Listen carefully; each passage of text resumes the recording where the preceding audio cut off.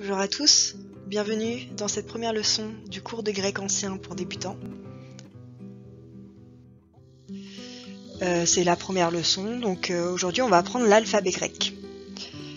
Vous allez apprendre à lire et écrire les lettres grecques et à lire les mots grecs. Voici l'alphabet grec. Il y a 24 lettres. Donc là, on les voit dans l'ordre. D'abord alpha, bêta, gamma, delta, epsilon, zeta, eta, etc. Vous voyez à chaque fois qu'il y a la majuscule et une minuscule qui n'est pas forcément ressemblante à la majuscule. Alors on va apprendre toutes ces lettres petit à petit par groupe de 6.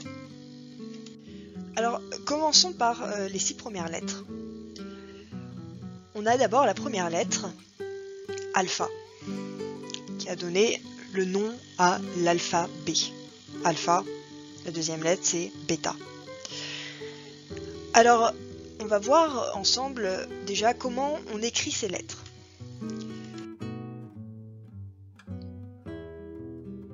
Donc pour le bêta minuscule, on fait une petite boucle et un A normal pour le bêta majuscule. On prononce le alpha comme un A français. Ensuite, deuxième lettre, on a le bêta. Bêta, on va voir qu'il y a deux écritures pour le bêta minuscule et une seule écriture pour le bêta majuscule. Alors, voici l'écriture du bêta. Voilà, le bêta minuscule. Et voilà, donc déjà, là on voit qu'il y a deux écritures pour les bêta minuscules. Le premier bêta, celui ici, c'est celui qu'on va utiliser lorsqu'on commence un mot. Et lorsque le bêta est au milieu d'un mot ou à la fin d'un mot, on va utiliser celui-ci. Et ensuite le bêta majuscule.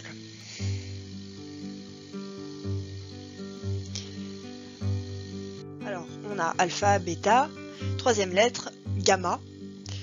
Le gamma qui se prononce comme un G dur, c'est-à-dire comme dans gâteau. Le gamma s'écrit de manière assez différente en majuscule et minuscule. Voilà, gamma minuscule. Et le gamma majuscule qui fait penser un peu à la poutre du pendu.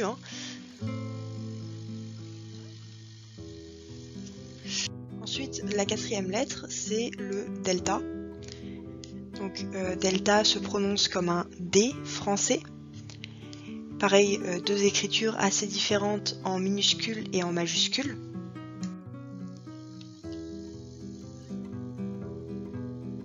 Le petit delta. Et le grand delta qui est juste un triangle. Donc ensuite, on passe à la cinquième lettre. La cinquième lettre, c'est le epsilon, qui va se prononcer E, comme dans été, et qui va s'écrire, voilà, petit epsilon, epsilon minuscule, et epsilon majuscule, qui est un E, comme on le connaît.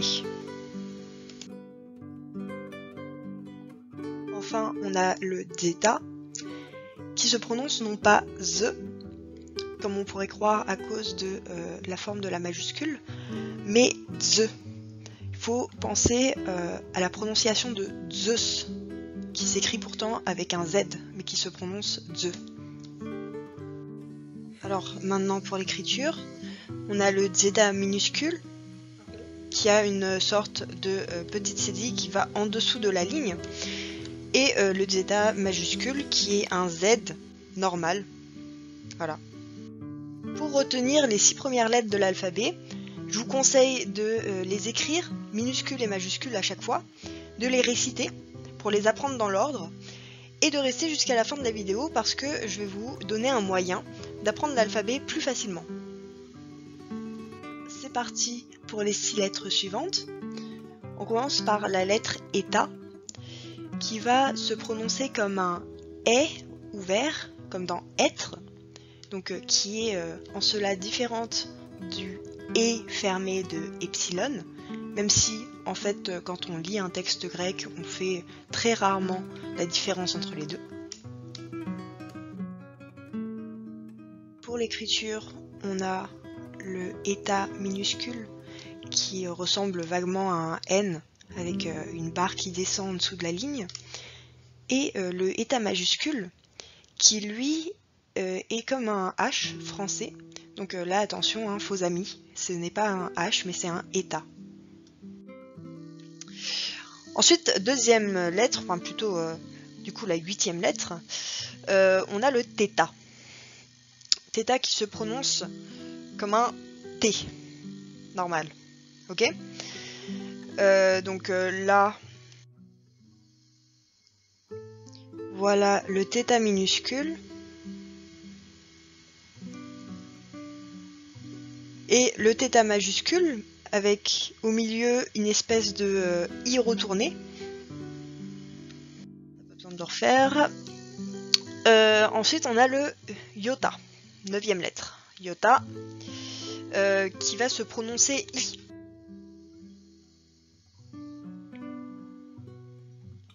Pour la minuscule, on a comme un I, mais sans point. Et pour la majuscule, c'est un I majuscule normal. 10e lettre, le kappa, qui va se prononcer K. On a le kappa minuscule et le kappa majuscule, qui sont tous les deux des K, mais en petit et en grand. Alors ensuite, la 11e lettre, c'est le lambda, qui est ici.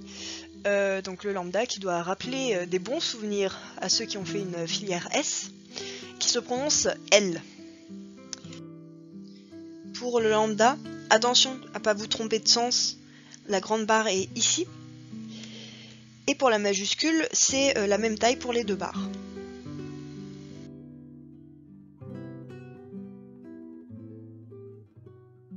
Dernière lettre de cette série, le mu, qui se prononce M, et qui s'écrit comme ça.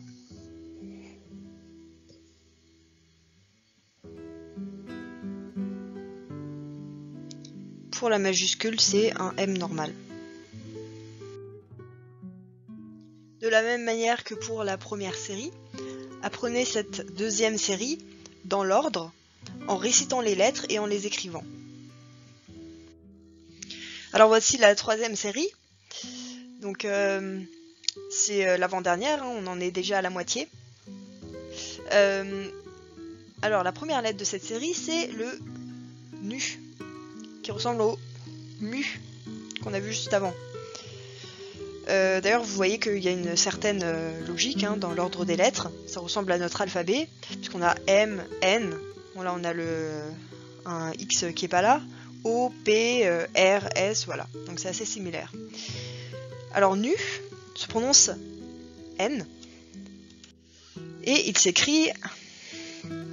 Bon, attention, hein, c'est pas un V, c'est un U. Et N majuscule.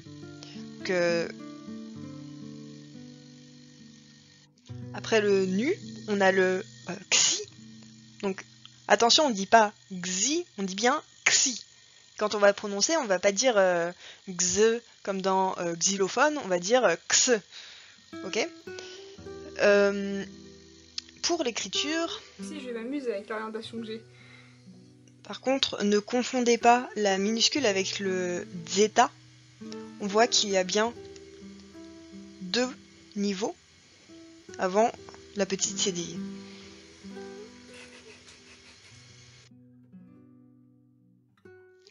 Ensuite, on a le omicron. Omicron qui veut dire O. Micron, c'est petit, donc le petit O, qui va se prononcer comme un O fermé.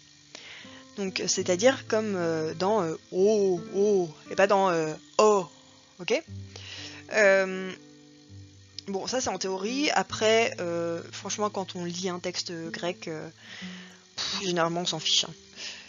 C'est comme le eta et enfin, la plupart des gens ne font pas la différence. c'est bien de le savoir quand même. Alors pour écrire, voilà, petit O et grand O, c'est assez simple. Donc après on a le pi qui va se prononcer P et qui s'écrit comme ça. Je pense que vous connaissez la lettre déjà, hein.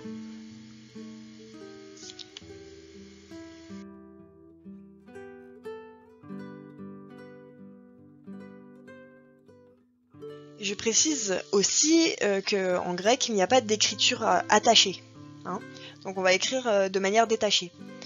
Donc ça aussi c'est plutôt pas mal, hein. On écrit juste les minuscules ou les majuscules comme ça et on se préoccupe pas de la manière dont ça va apparaître en relation avec les autres lettres.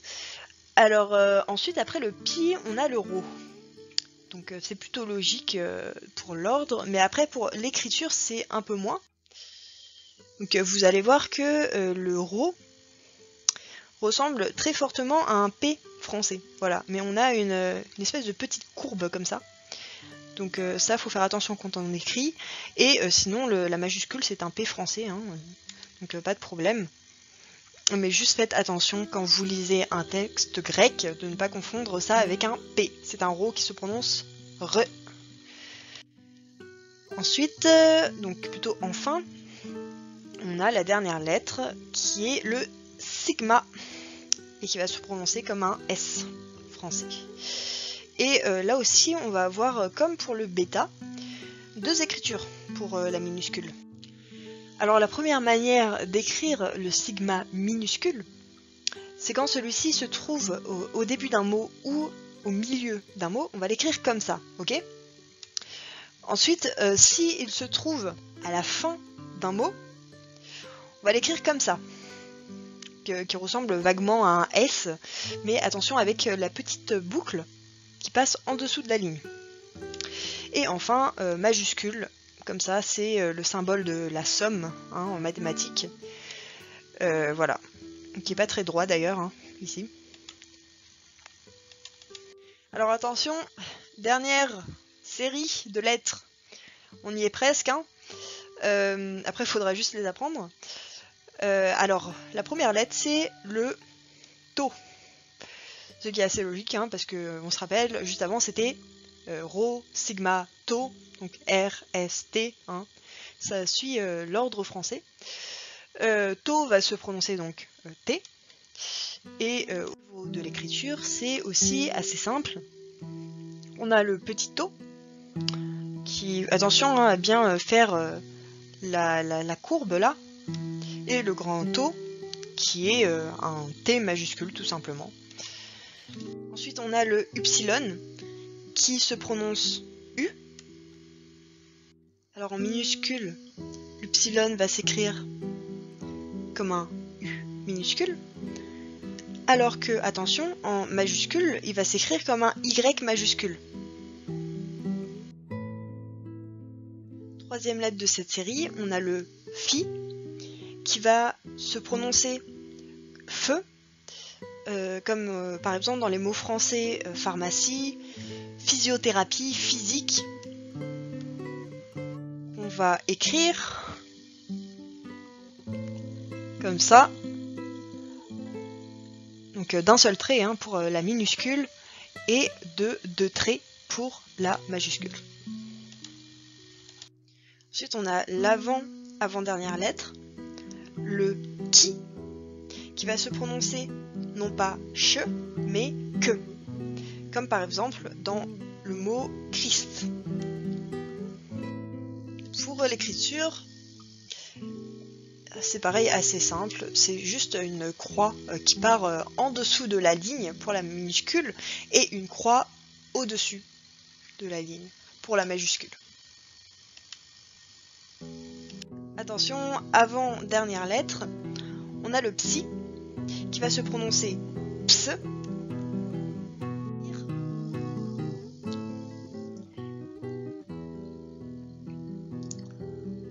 Voilà, le psi qui descend, on voit bien la ligne qui descend en dessous de cette ligne-là et la majuscule qui est la même chose en fait, mais au-dessus de la ligne.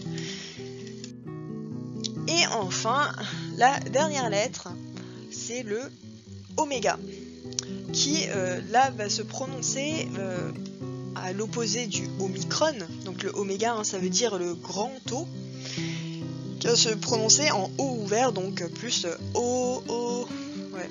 Mais bon, après, quand on le lit, on fait pas forcément la différence. C'est pas très grave si vous confondez les deux à la lecture. Pour l'écrire, on fait un espèce de petit W, hein, recourbé comme ça. Ah, le oméga, je vais m'amuser là. Et le grand oméga va se faire comme ça, voilà. Voilà, donc on a vu toutes les lettres de l'alphabet grec ensemble. Donc voilà l'alphabet entier que je vous conseille de répéter, d'écrire encore et encore, et d'apprendre le nom des lettres aussi. Voilà, une fois que vous avez bien appris l'alphabet, que vous connaissez la plupart des lettres, ou même si vous ne les connaissez pas, si vous voulez juste, avec les lettres sous les yeux, faire un petit exercice de lecture pour voir si vous si vous avez bien intégré la prononciation des lettres. Donc je vous propose de faire ça ensemble. Alors on va se concentrer sur le premier mot qui est ici. Alors je vais vous demander de le lire à voix haute. Vous pouvez prendre votre temps pour déchiffrer le mot. Et donc je vais vous donner la réponse. Ça se lit Fainetai. Ok? Fainetai. Vous remarquez que on ne dit pas fait, hein, le alpha plus iota, c'est aïe. Hein. On fait ce qu'on appelle une diphtongue. Donc vous voyez aussi qu'il y a un petit accent sur le iota. Ce n'est pas un point, c'est pas le point du i, c'est bien un accent. Et je vais vous expliquer plus tard pourquoi on met un accent et tout ça. C'est pas très important pour l'instant. Ensuite, deuxième mot, on va prendre celui-ci. Alors allez-y, lisez ce mot.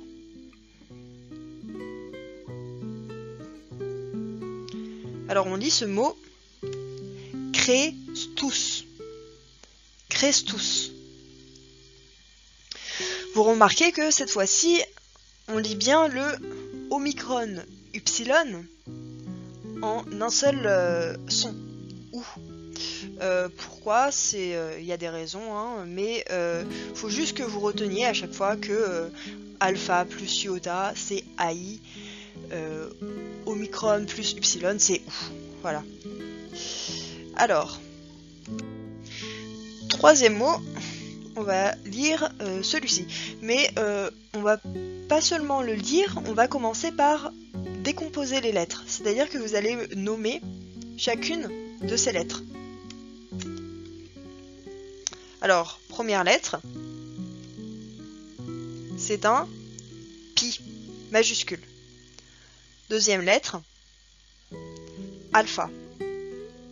Troisième lettre, nu. Et quatrième lettre, upsilon. Donc comment on va lire ce mot? On va le lire pas nu. Pas nu. Ok?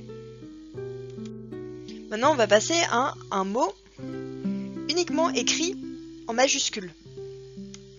Normalement vous avez appris la majuscule, faut faire attention à bien les retenir aussi, même si on les utilise moins, elles sont importantes.